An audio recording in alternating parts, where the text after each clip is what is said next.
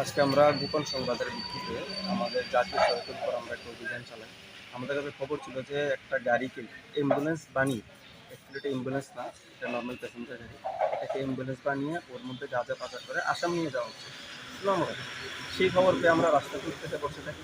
তো আমাদের নাকার মধ্যে প্রথমে সিগন্যাল দিলে গাড়িটি দাঁড়ায়নি। তারপরে আমরা আমাদের গাড়ি নিয়েও কিছু ধাওয়া করেছি এবং সুজনসরা এলাকা থেকে গাড়িটাকে আটক করেছি।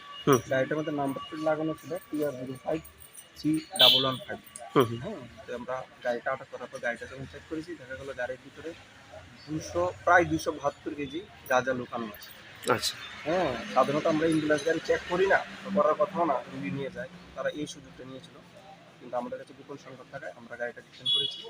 আমরা সেই 272 কেজি গাঁজা সিজ করেছি। গাড়ির মধ্যে 2 জন লোক ছিল, টিটন মিয়া এবং মামুন মিয়া, উভয়ের বাড়ি শুনে আমরা তাদেরকে আমরা অ্যারেস্ট করেছি এবং আমরা এনডিপিএসের ধারায় একটা মামলা নিয়ে তাদের বিরুদ্ধে আমরা অ্যাকশন নিচ্ছি। কটার সময় পাওয়া গেছে স্যার? এটা আজকে 11টার দিকে, সকাল 11টার দিকে।